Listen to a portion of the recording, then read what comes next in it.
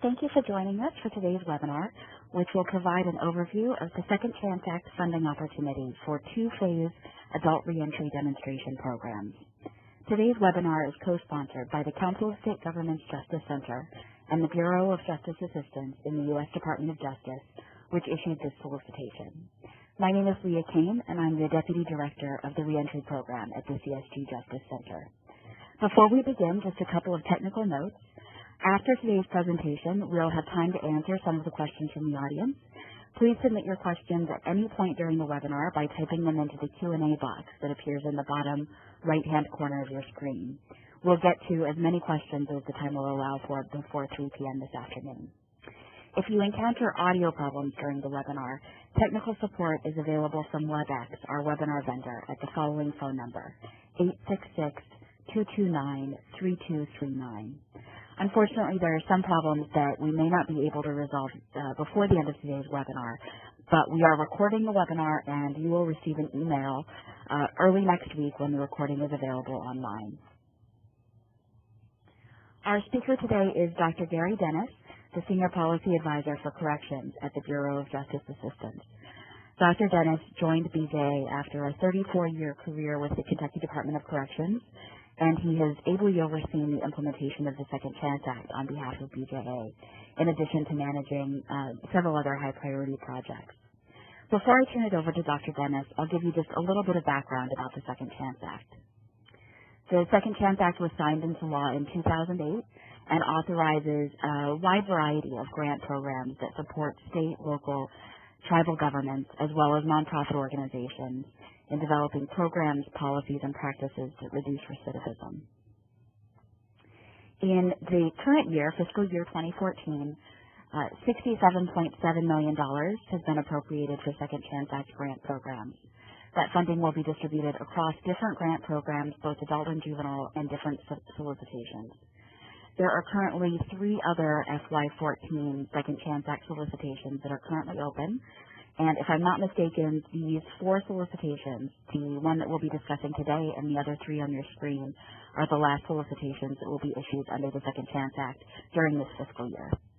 The other 3 solicitations, very briefly, there's a solicitation out for the Second Chance Act Comprehensive Community-Based Adult Reentry Program utilizing mentors. This solicitation is open only to nonprofit organizations and federally recognized Indian tribes.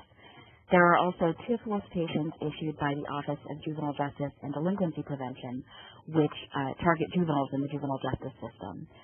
One is a 2-phase juvenile reentry demonstration program, a solicitation that looks very much like this one that we'll be discussing today. The other is a comprehensive statewide juvenile reentry systems reform planning program, which is not limited to state agencies. It is also open to counties as well, but designed to foster the development of jurisdiction-wide system change and system reform programs focused on improving reentry services for youth returning from the juvenile justice system. The National Reentry Resource Center regularly sends out new announcements when new Second Chance Act solicitations are posted. We also send out a monthly newsletter that provides a host of information about funding opportunities and news from the world of reentry. After today's webinar, you'll actually be directed to our main website, and you can sign up there for our newsletter if you'd like to receive those announcements on a regular basis. And with that, I will turn it over to Dr. Dennis, who will go through the different components of the demonstration grant program. Gary?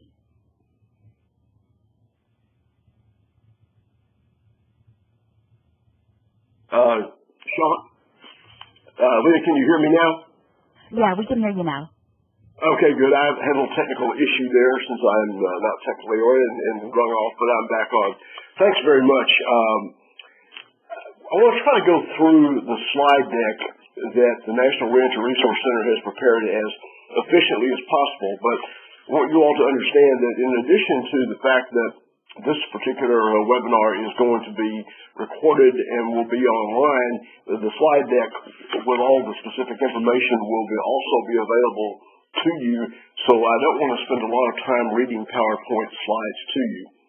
I believe the next slide talks about Section 101 of the Second Chance Act. Some of you who've been around for a while will remember that In the first year that we received funding for the Second Chance Act, which was the federal fiscal year 2009, we only received $25 million. $15 million of that was to fund projects under Section 101, which authorizes comprehensive reentry demonstration projects, and then an additional $10,000 for Section 211, which authorizes mentoring grant programs to private nonprofits. Since that first year in 2009, our appropriations have increased to a high of $100 million in FY10, and as Leah pointed out, unfortunately, those appropriations have dropped a bit to $67 million for FY14. We've also learned a lot as a result of funding several projects, and while Section 101 of the original Second Chance Act still has a significant number of mandatory requirements which we have to meet, we've tried to be a little bit more flexible in our approach to funding demonstration projects. So what we have done for the past 2 years, I believe last year was the first year that we were able to do this, we talk about a two-phase project. Actually, that's not true. 3 years ago, we made separate $50,000 planning grant awards, and then folks could come into next year and apply for implementation money. Last year, we joined those together with a two-phase project on adult reentry, and it included both planning and implementation. And that's exactly what this particular solicitation mimics again for FY14. Applications are due on June 2nd, 2014. We'll talk about some of the mandatory project components. All applicants must be able to track participants using some type of a unique identifier that allows them access to recidivism data so that they can follow folks who go through the program for a period of up to a year. Another mandatory requirement is that you must have a firm commitment from a research partner. In most cases, this research partner will probably be a university or college or someone like that, but this year there is a requirement that there be a firm commitment, a memo of understanding with a research partner. And also you need to be able to provide a baseline recidivism rate for the population, the target population which you are focusing on. And this is something that needs to be explained in the application, and the rationale and the documentation that you've used to establish that baseline recidivism rate must be clearly articulated if the application is going to meet the basic minimum requirements. Now the next slide, actually the next two slides talk about other mandatory requirements. And these are requirements that are out of the Second Chance Act itself. It talks about a draft strategic reentry plan. You can have the basic outline of a draft reentry plan, but part of this particular program is the first phase is planning. And so you will be given access to $150,000 of money that can be used to actually hire a reentry coordinator to develop a reentry strategic plan. And the National Reentry Resource Center has developed a planning and implementation guide which can serve to help you develop that strategic plan. Also, as part of the application, you should at least provide an outline of the kinds of key stakeholders that you would anticipate making up a reentry task force. But part of the funds for the planning phase can also be used, again, for a reentry coordinator to help pull together those stakeholders and actually activate the reentry task force. The narrative, this is the next slide, should discuss the role of government agencies. Again, this is tied in with the reentry task force with the key stakeholders. Applicants that will be the strongest and most competitive will be those that talk about collaboration, particularly with private nonprofits, hopefully some faith-based organizations. Also, a requirement is that there be a memorandum of understanding or a memorandum of agreement with any other agency that you anticipate subcontracting with. And what we know is that most of the reentry services that are provided post-release are provided not by government agencies who would be the contractor or the applicant agency, but are going to be provided by private nonprofits. So it needs to be clear which of those you would be passing money through in a subcontract. We also need to make sure that there is the explicit support of the chief executive officer of the applicant agency. If it were the state, then that would need to be someone in the governor's office, the governor. If it were a local agency applying, a local jail, it could be the sheriff or on the county commission. But we need to make sure that the application has the support of those people in the community or in the agency that are able to make sure that the objectives of the particular project are met. In the program narrative, applicants have got to clearly describe how they've incorporated evidence-based practices into that. They've got to make sure that they clearly demonstrate that they have a validated risk needs assessment, because we are asking for participants in this program, the target population, to be comprised of medium to high risk offenders, and that medium and high risk to reoffend or recidivate is determined by the use of a validated risk needs assessment. I want to point out the fact when we talk about medium and high risk offenders, we're not talking about risk in terms of violence or violent offenders, but we're talking about risk in terms of that person's likelihood of recidivating, and that could be as a result of a mental health problem, it could be as a result of a substance abuse problem, it could be because they don't have a stable place to live.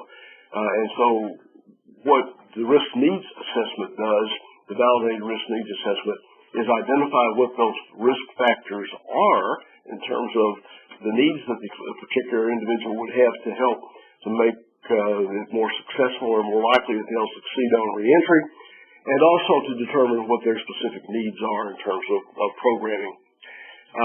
The planning phase, as I mentioned earlier, this particular award will be divided into two phases. The planning phase could take as long as a year, but generally the planning phase is completed earlier than that. During that first 6-month period, at a minimum, you'll have access to $150,000. Again, you'll work with the National Reentry Resource Center, its technical assistance coach, to complete a planning and implementation guide, and to make sure that all of the requirements such as the reentry task force and the strategic plan and involvement of all the key stakeholders are in place.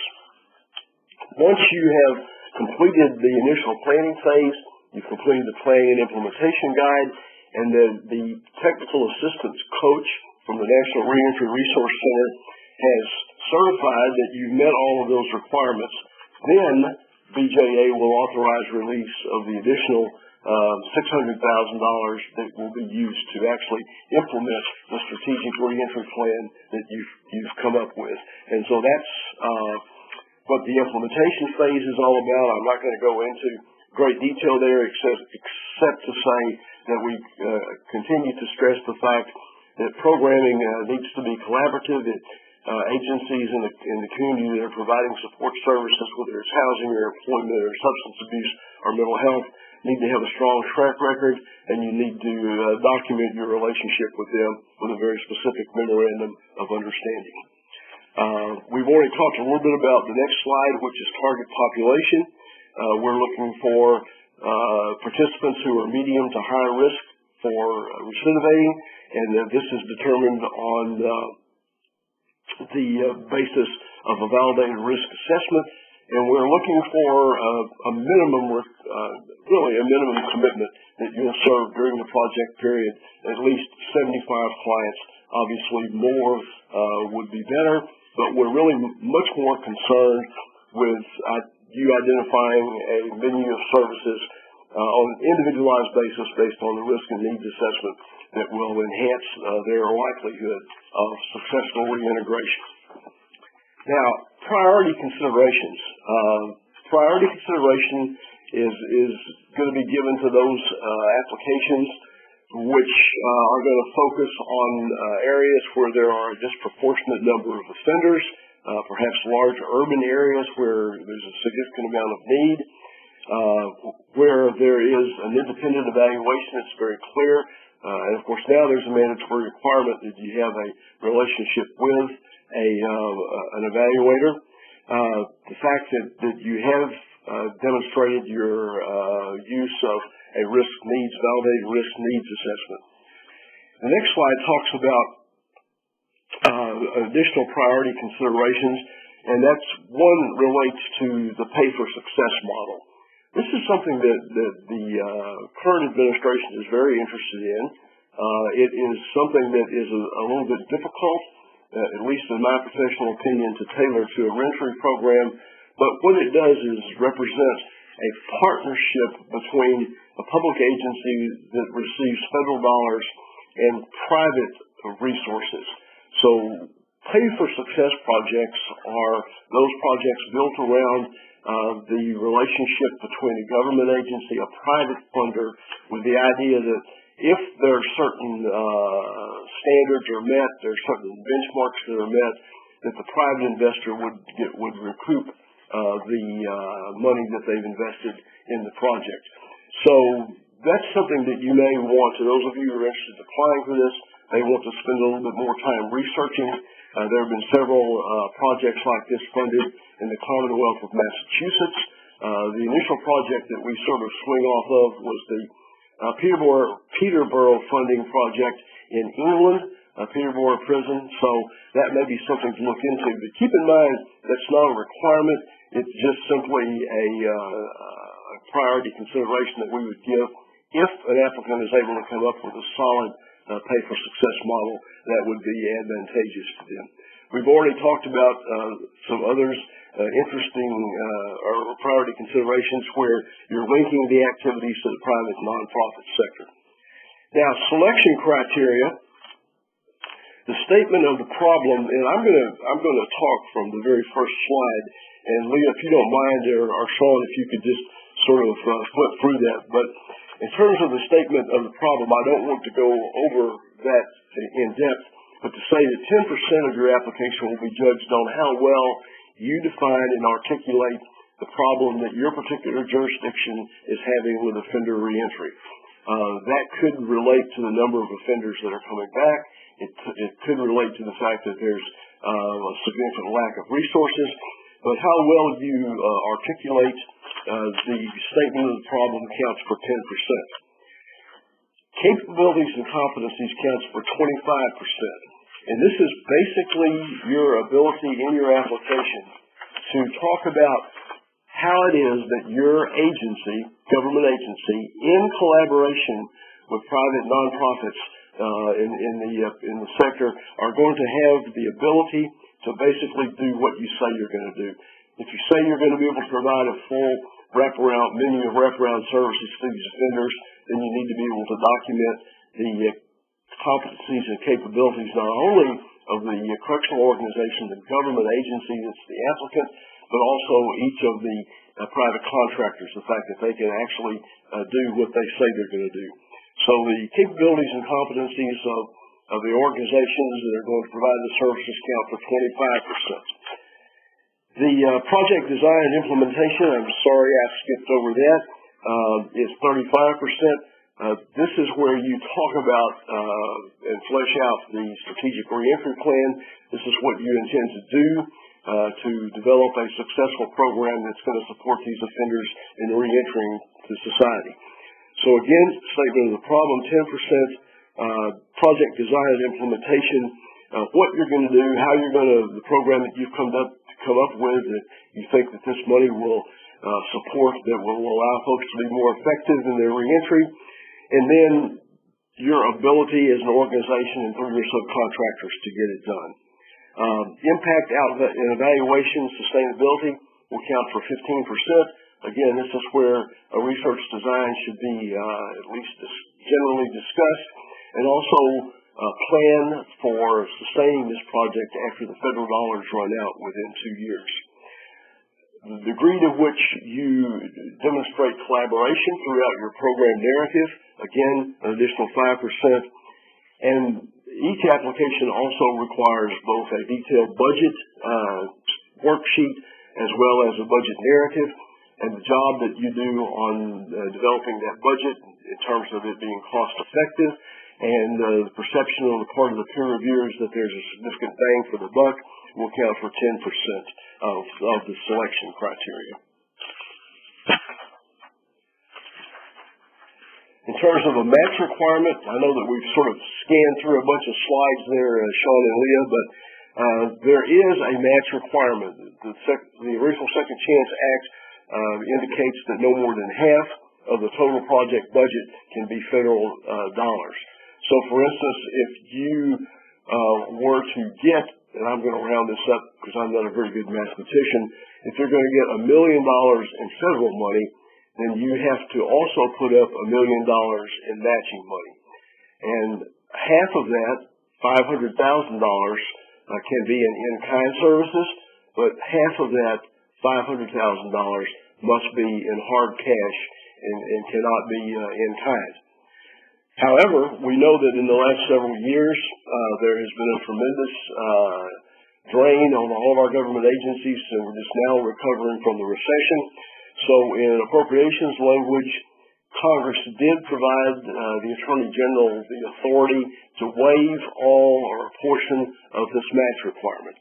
So that can't be done pro forma, but if you think that you would need the match requirement waived, or let's say, for instance, a portion of it, perhaps the 50% or the 25% cash match, then at the time that you submit your application, you would submit a letter with that application documenting the financial hardship in your jurisdiction, which would make it impossible, for instance, for you to come up with a 25% cash match, and asking for the Attorney General to waive either all or a portion of the match requirement.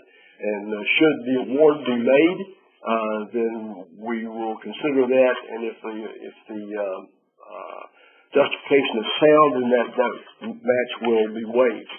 But keep in mind that if you choose to provide a match or a portion of the match, let's say that you say that you're going to provide $500,000 in kind match, but you're requesting that the Attorney General waive the $500,000 cash, you then will be expected to provide $500,000 worth of in-kind services.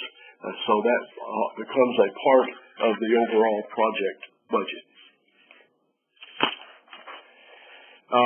Important attachments to, first of all, the application really has three basic parts, actually four basic parts. One is an abstract, which within 1 to 2 pages outlines the scope of the project. The second is the program narrative, where you basically discuss the statement of the problem, you talk about your implementation plan, and you talk about the capabilities and competencies of your organization to meet that. And then, of course, a detailed budget worksheet and a detailed budget narrative, which further explains each of the budget requests, whether it's personnel or consultants and contracts or other types of expenses. The budget narrative does that. You also are going to need a draft outline of a strategic reentry plan. Again, it doesn't have to be completely fleshed out. It can also be just a letter committing to the development of a strategic plan, working under the planning phase and utilizing the assistance of the National Reentry Resource Center and using some of the initial $550,000 pull down. And there are other requirements that are contained in the actual solicitation itself that has to be met in terms of disclosures. But generally speaking, if your application is going to be accepted, it must have an abstract, it must have a program narrative, it must have a budget detailed worksheet, and it must have a budget narrative, and it also must have the list of assurances. I'm sorry that I've taken a little bit more time, probably than we should have, in going over the solicitation. I would encourage you to carefully read the solicitation itself, and also to make sure that you get a copy of these slides that the National Reentry Resource Center will prepare for you. So, Leah, with that, I'll be quiet and we'll open up the floor to questions. My colleague, Thurston Bryant, is also on the phone, and so if we run into questions that I can't answer or respond to, or I make a wrong call, Thurston will help us out with that. Thank you. Thanks, Gary. Well, we've got a shorter list of questions, at least initially, than we did on the webinar that we did 3 days ago. But folks are welcome to submit questions as long as we stay on. We'll keep the webinar open until 3 o'clock today, so please do submit your questions, and I'll try to read through them and get through them as quickly as we can. The first question, Gary, how important are the priority considerations? If an applicant can't qualify for all or any of them, is it worthwhile for them to apply? I can't say that the priority considerations are not important because we wouldn't deem them priority considerations. But the real trick are what we refer to as mandatory requirements. They must be there.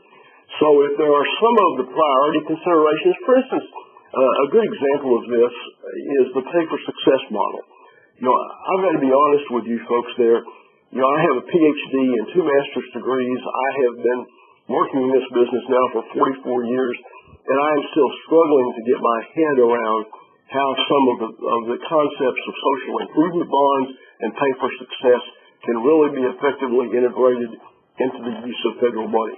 So the fact that you don't have anything that relates to pay for success is not going to penalize you.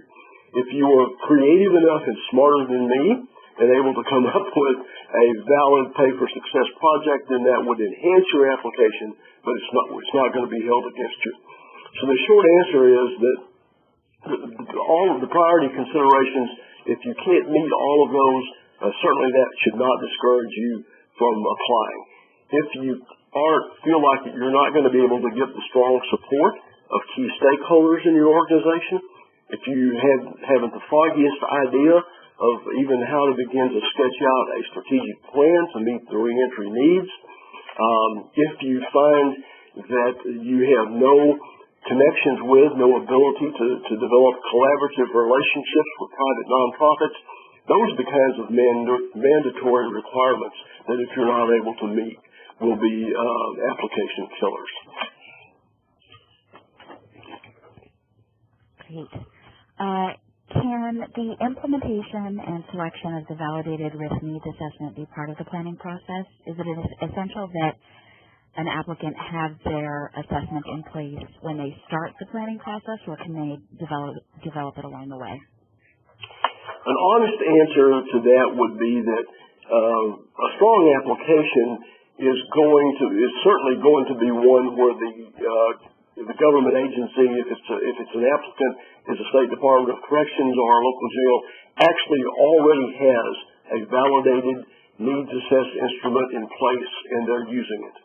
But at a minimum, if this is a jurisdiction where they're just now beginning to think more seriously and more strategically about reentry, they should do their homework and look at some of the existing instruments that are out there, like the LSIR and the COMPAS and the ORAS, the Ohio Risk Assessment Instrument. There are several really good instruments out there, so people don't have to reinvent the wheel. But I think there needs to be some articulation in the program narrative that the applicant agency understands, number one, what risk and needs assessment instruments are and why it's important that they be used.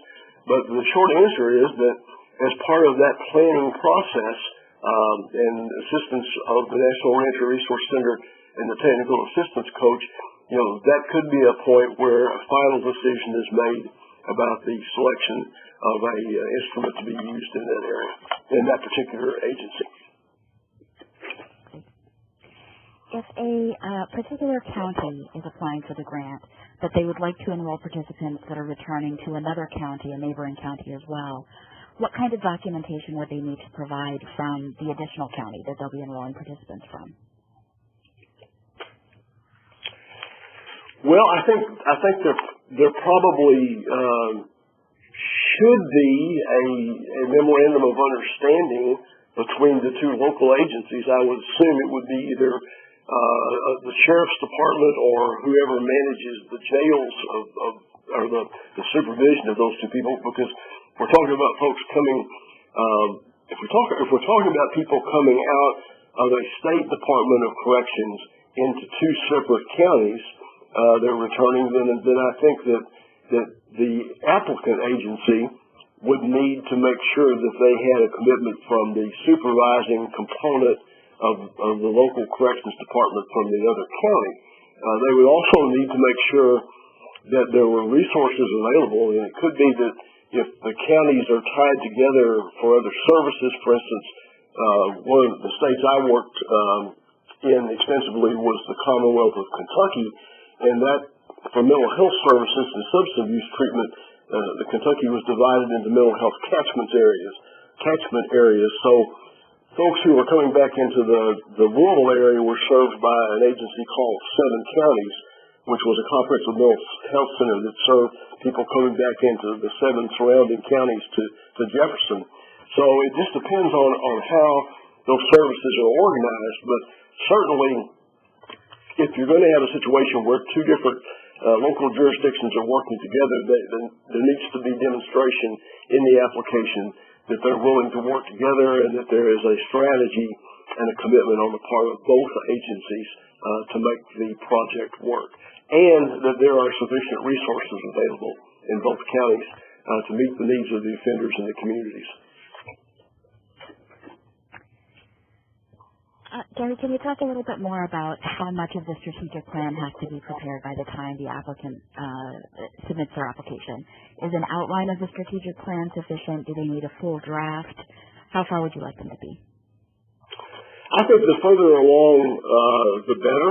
But to be perfectly honest with you, if they have a good structured outline where they've identified, again, around their problem statement what the needs of the offenders are, perhaps they already have some type of a risk needs assessment in, perhaps they're certainly at least able to identify the key stakeholders.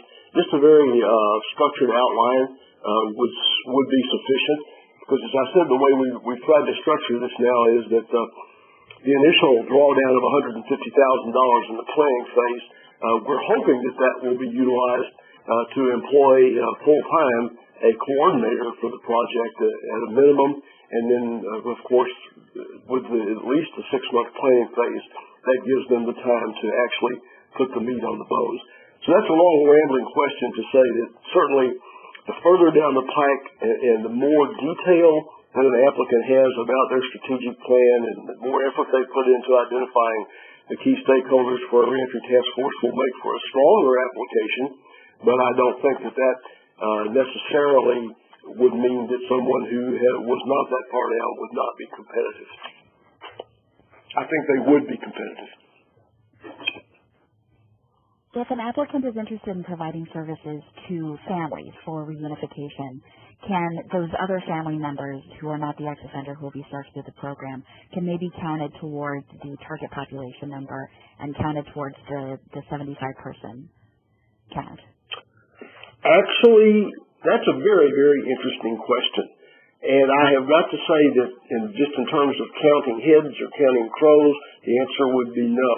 The 75 for the target population would be those offenders who have actually done the time and who are returning back to the community. Just having part of my background being in social work and knowing the emphasis that the Obama administration and our administration here at the Department of Justice under the Attorney General have in concern for the children of incarcerated parents, I would think that a proposal that included those types of family reunification services upon release, that would make for a very strong application. But certainly, if you were having a meeting or a family counseling conference for a family of 12 every week, you can't count those 12 people. It would just be the offender that is the primary recipient of the services. We have a question about the required set aside in the budget for DOJ grant meetings, which I can help you answer, Gary, if you'd like to, since we've got it coming up. But the question is, can you provide just a little bit more detail about what's required? 2 separate meetings, how long are the meetings, is lodging required, et cetera? Well, I hate to put you on the spot, Leo. We up until last year, when we got into some issues because of the $18 muffins and whatever, we were not able to have our Second Chance conference. But that money is required because we want the grant recipients to send a team of at least 2, and in some cases 3 people, to the Second Chance Conference, which we're going to be holding this year, May 14th through the 16th here in D.C., and I'm cautiously optimistic that when these awards are made this fall, that next year, in calendar year 15, we will have another conference, and we want you to attend that. The other meeting could be a variety of things. Sometimes we bring particular grantees from a geographic area together. Sometimes we're working on special projects around, for instance, risk needs assessment, and we'll reach out to grantees that may have very sophisticated risk needs and bring them in for some type of a focus group meeting. So we just want to make sure that you have money in the budget for those 2 trips. One would definitely be to attend the Second Chance Conference.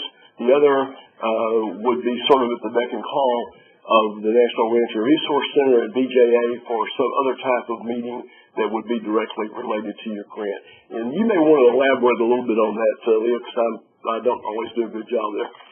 No, that's great. Especially since these grants are 2-year grants, we do try to do the Second Chance Act Grantee Conference every year. So you'd be invited every year that you're a grantee. Typically, grantees are only required to send attendees in their first year, but you're actually invited for forever. We like to keep bringing back grantees to conferences if they're able to afford it. But in terms of the 2 requirements, the conference is typically 3 days long.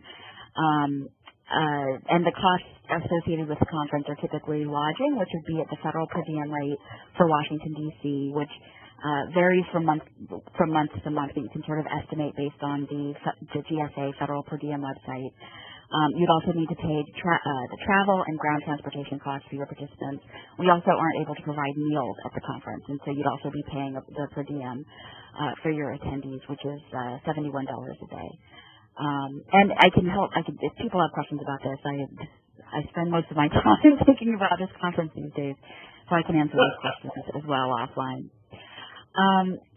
Gary, if an applicant is applying for a match waiver, do they still have to set aside a dollar amount for the match in their budget when they submit the application in case the match waiver isn't accepted? Well, that's sort of a catch-22. Because if you do that, then we're going to say, well, if you set aside the money, then why are you asking for a waiver? So I think that the trick here is to very carefully think out your willingness and ability to contribute to the overall support of this particular project. And if your agency has the capability to provide the 25% cash match, and the 25% in-kind match, then you should put that in the budget and you should do it, and you should not ask for a waiver. If you're absolutely 100% sure that you can't provide all or a portion of that, then you do not put it in the budget, and you ask for a waiver, and you need to make sure that the justification is very clear.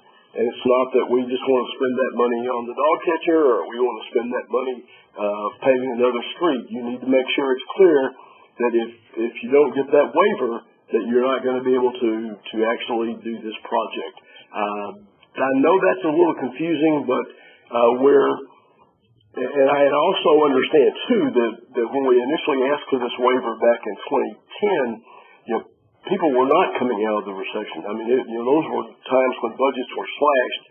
So it's less likely now that people are going to not be able to, if they're committed to reentry, to come up with the resources. But the answer is, if you ask for a waiver, no, don't put the money in the budget because that's just counterproductive. If an applicant is fully funded by state, federal, and local government dollars, are those government funds excluded from the match dollars? In other words, do they have to find match dollars that don't come from state, federal, and local funding? Well, just federal dollars. Federal dollars cannot be used to match other federal dollars. So, for instance, if you currently had a grant for residential substance abuse or maybe a grant from SAMHSA for substance abuse treatment. You can't use those dollars to match federal dollars, but you can use state dollars. You can use local dollars. You can use private philanthropic dollars. I remember a very clear case the very first year in '09 when we ended up funding 15 demonstration reentry projects, and this was before there was any waiver at all. But New Hampshire, the state of New Hampshire Department of Corrections got one of those awards, and the New Hampshire Charitable Association, which is a local charity, actually put up the cash match, the 25% cash match for the Department of Corrections. So I would certainly explore private philanthropic groups, but the real key here is that federal dollars can't be used to match other federal dollars. Gary, do you have a sense of how many grants you expect to award this year? I'm going to have to defer. I hope my colleague Thurston Bryant is still on the line. We are currently dicing up that $67 million, and Thurston may have a better idea. Are you there, Thurston? I guess not. Can you hear me? Yeah, we can hear you. Do you have any idea how many awards we might be able to make? Not offhand. We're still trying to finalize our spend plan. It will probably be similar to what we did last year. So I'm thinking maybe between 5 and 10 awards. It might be more than that. That's just kind of like a shot in the dark. One other thing I wanted to emphasize is I think 2 questions ago when Gary was talking about the match requirement, I just wanted to go ahead and I wanted to emphasize that, as Gary indicated, it's becoming more and more, I guess, stringent when leadership is looking at the waiver request justification. So ensure that you put as much detail as possible when you are actually seeking the match waiver request. So just ensure you put as much detail in your answer as possible, just because what we do is we send this up to our agency director, Denise O'Donnell, and so you need to have as much information as possible for that. Thanks. That's very good advice. Are current grantees eligible to apply? Yes. Since the grant is for a 24-month period, do you anticipate that awardees that receive funding this year in this funding cycle would be eligible to apply next year under the solicitation? The answer to that would be yes, if there is a solicitation. I think it would be unlikely that an award would be made to unless it was a completely different project proposal, but certainly there's no reason why they wouldn't be able to apply. But we were able to get language in the second chance appropriations for this year, allowing for the 2-year grant period. Some of you may remember that originally grants under Section 101 could only be made for 12 months, and so we talked about a $750,000 award for, even though we made the grant for 1 year, we expected the project to stretch out for 2 years with a no-cost extension.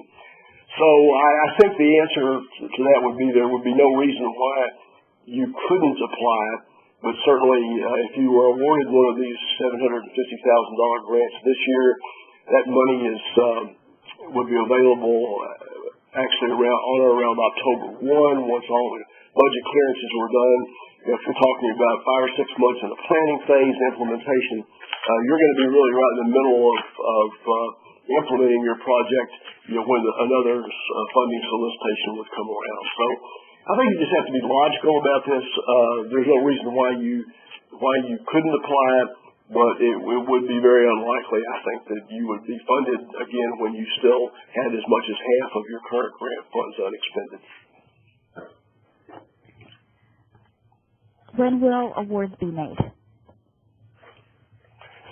Well, I think the applicants close June 2nd. Is that correct, Leah?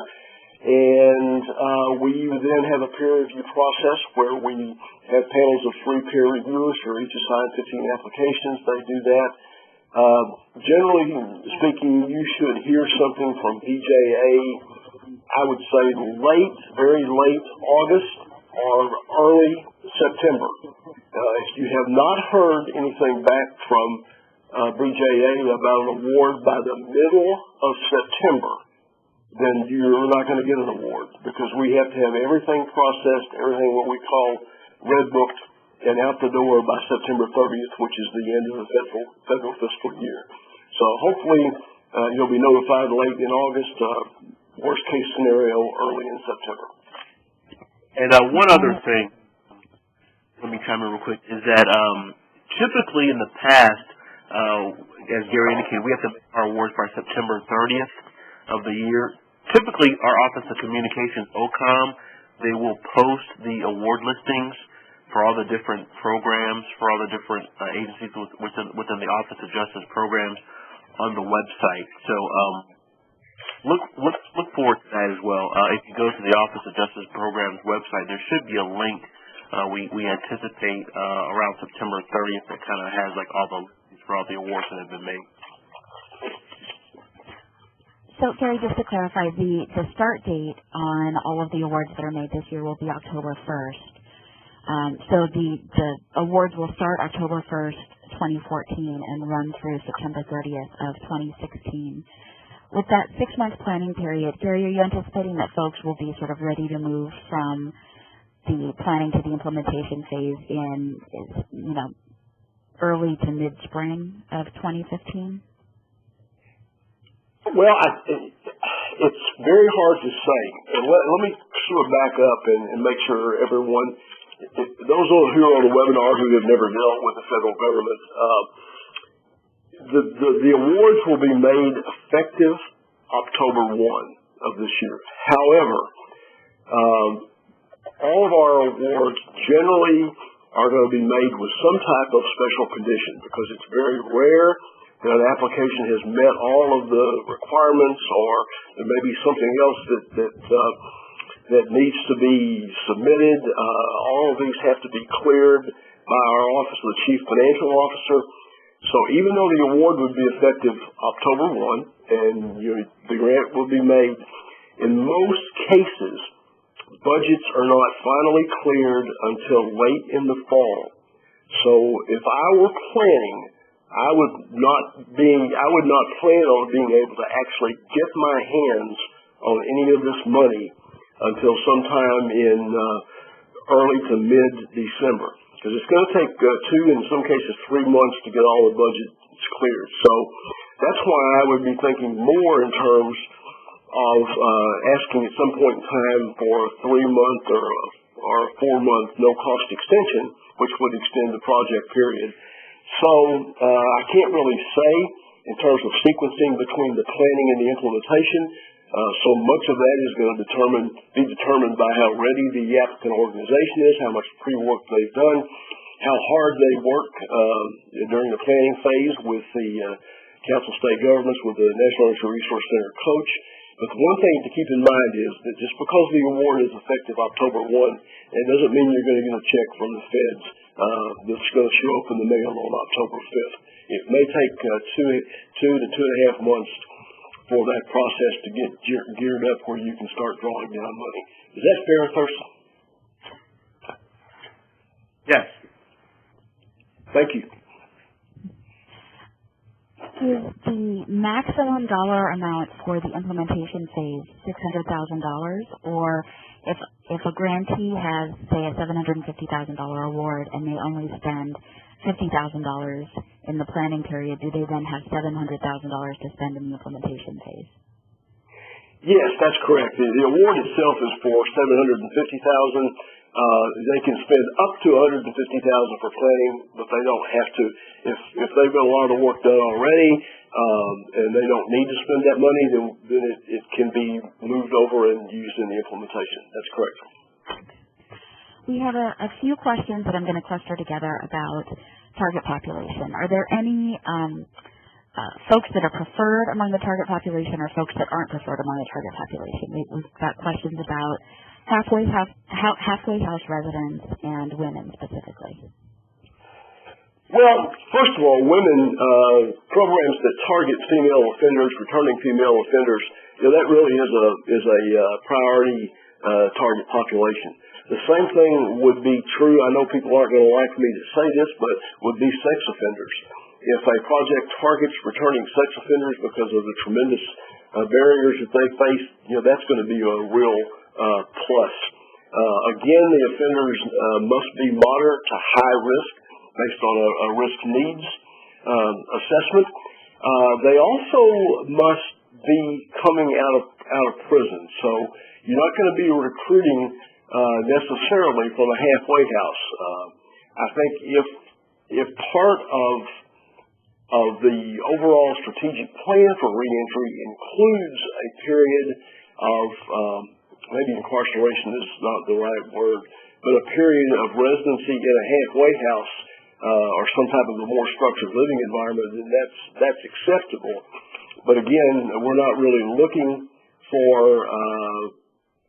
applicants to recruit their target population from halfway houses, primarily because the decision to send that person to a halfway house is a decision that should be a part of the entire reentry process. One other thing too, regarding women offenders, we of course are excited that like a lot of the applicants have an interest in the Second Chance Act programs, but oftentimes Gary and I, we also try to point applicants into areas where they might not be aware of. Our friends over at the Department of Labor, I believe they are still operating a reentry program for women offenders. So if you have a project that specifically focuses on women offenders, please be sure to examine the Department of Labor, some of their funding opportunities as well.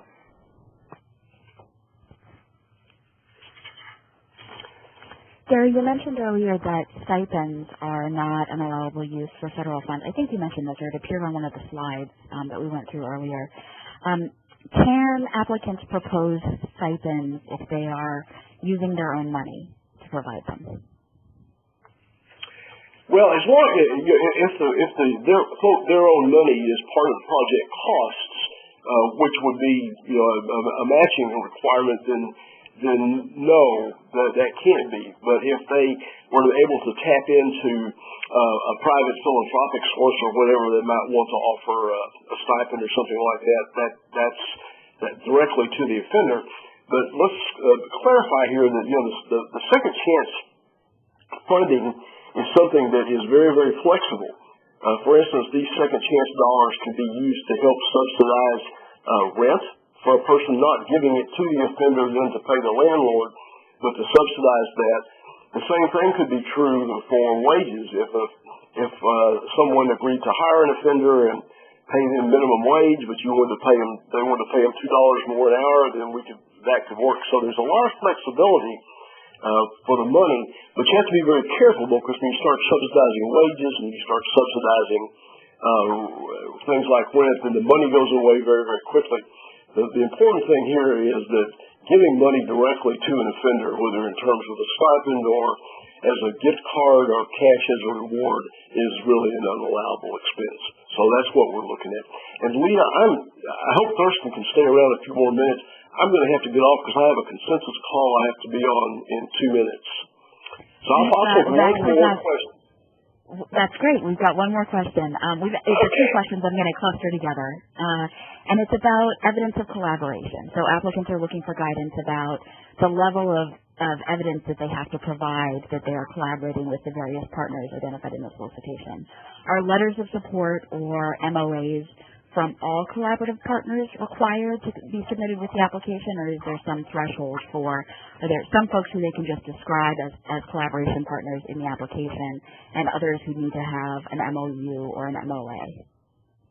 Well, I think that if you have included in your budget, your detailed budget narrative, let's say, for instance, the Gary Dennis Psychiatric Consulting Service in Podunk, Kentucky, is going to provide the mental health treatment, and Gary Dennis has agreed to do that for $250,000 based on X costs an hour, number of sessions. then you need to have a memorandum of agreement or understanding with that particular organization if you're going to specifically list them as a vendor and you're going to allocate a portion of your budget to them. So the important thing is any organization that you're going to be providing money to, a subcontractor work with, you need to have a memorandum of understanding your agreement that they've agreed to actually be a part of your project and to provide those services. That having been said, letters of support are nice, letters of encouragement are nice, but what we're really looking for are strong commitments in terms of agreements, contracts with those organizations that are going to receive secondarily grant funds and they're going to provide services. So with that, I'm going to have to bow out, and Thurston may be able to stay on for a few more minutes. Thank you, everyone. That's the last question. Thanks, Gary. All right. Great. Well, I'd like to thank especially Dr. Gary Dennis for leading today's webinar, and I'd also like to thank Thurston Bryant for jumping in to answer some of the questions there at the end. I'd also like to thank all of you, our attendees, for joining today's webinar. After you leave the webinar, a screen will pop up requesting your feedback about the webinar, and please do provide us with any feedback you have.